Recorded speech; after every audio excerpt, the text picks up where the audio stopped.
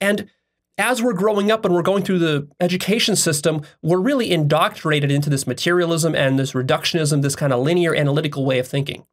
School, academia, science, medicine, business, healthcare, government, all of these institutions are infected with this sort of reductionistic linear analytical thinking. They all have a bias towards analysis and division.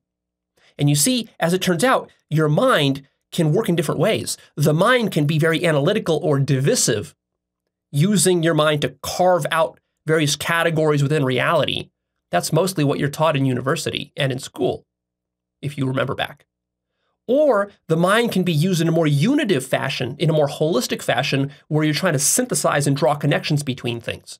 This is a very different approach, and we're generally not taught this approach in school and in university. It's de-emphasized. Because most of our institutions have certain biases. In school, in academia, in science, in medicine, in business, in government, a lot of times we're using analysis to achieve a certain survival result. We have a certain agenda.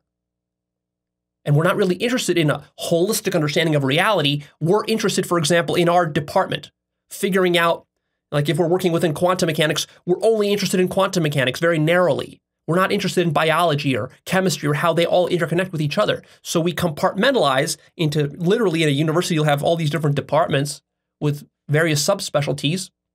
But then what we have is we have a ton of narrow specialists and analysts in the world, but we have very few holistic synthesizers. And this creates a big problem because we have a lot of people with good technical expertise who seem, if you look at it on the surface, they seem like they're very responsible, well-educated, professional people. You'll see them on TV. You'll see these pundits and experts. You'll see scientists with PhDs with Nobel Prizes. They will seem very authoritative. It might be a doctor in a white lab coat. It might be a lawyer. It might be, a judge or whatever. And you think, well, surely these people are like the top intellectuals. They understand what's going on in reality. We should listen to these people and just follow them. But the problem is that most of these people, even though they do have certain technical expertise, it tends to be very narrow and unholistic.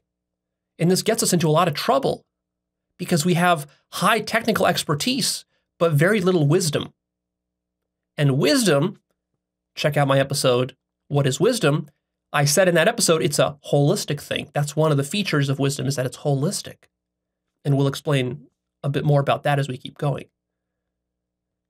So you should start to get a little bit of a sense here why holism is important. Really, that's one of the biggest lessons from this episode, is just start to see how important holism is and how little it is stressed in most institutions and areas within society.